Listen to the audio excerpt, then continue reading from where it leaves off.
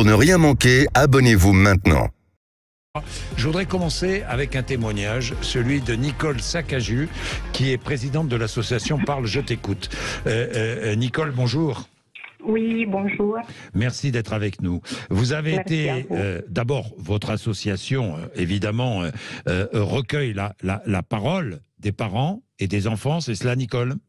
Oui, c'est ça, et aussi des enfants qui harcèlent et des parents des enfants qui harcèlent. Voilà, aussi des parents des enfants qui harcèlent, parce qu'on oublie toujours qu'il y a des parents qui sont confrontés à ça indirectement, en quelque sorte, puisque leurs enfants sont accusés de harcèlement ou pratiquent le harcèlement, malheureusement. Vous avez été témoin du harcèlement scolaire de votre enfant, vous, Nicole.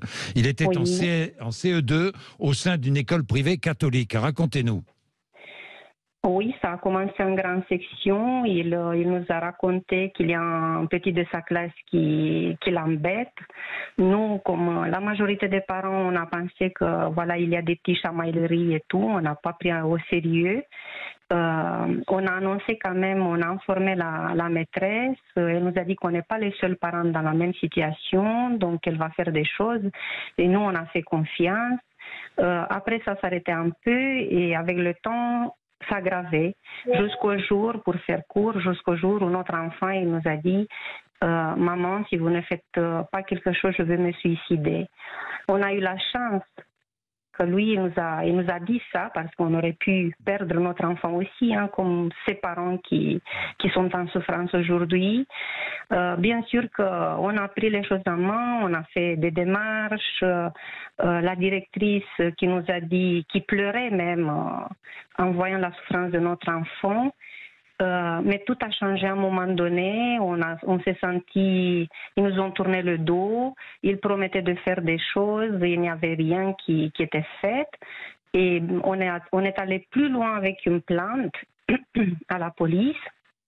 Plainte qui est arrivée quand même à l'enquête devant le procureur, mais malheureusement, elle a été classée parce que les enfants n'avaient pas 13 ans. Donc, Soler n'avait pas 13 ans, c'est cela? Il n'avait pas 13 ans et on n'avait pas un cadre juridique comme aujourd'hui non plus. Il n'avait même pas de petites sanctions, rien. Et tout ça a fini parce qu'on a eu beaucoup de pression de la part de cette école pour qu'on quitte l'école. Et même sinon, on voulait quitter parce qu'on ne pouvait plus laisser notre enfant dans ce contexte, mais on a dit on ne quitte pas, vous devez faire des choses. Et la chose qu'ils ont fait, c'était de mettre dehors notre propre enfant. Et le deuxième, qui était plus petit, qui n'avait rien à faire, donc voilà, du jour au lendemain... Ils ont exclu, l'école a exclu vos deux enfants, quoi. Oui. Ouais, tout simplement. Ouais. Hein, c'est ce qui s'est passé. Aujourd'hui, Nicole, d'abord, est-ce que votre enfant va bien? C'est la première question que j'ai envie de vous poser. Il va bien parce qu'on a tout fait pour qu'il aille mieux. Voilà. Bon. Et il a trouvé un cadre de vie scolaire où ça va beaucoup mieux? Oui, ça va beaucoup mieux. Après une phobie scolaire, après... Bon. Voilà. Mais chaque rentrée reste très, très difficile même maintenant. Mais maintenant, chaque rentrée. Bien. Voilà. Merci beaucoup, Nicole, pour ce témoignage.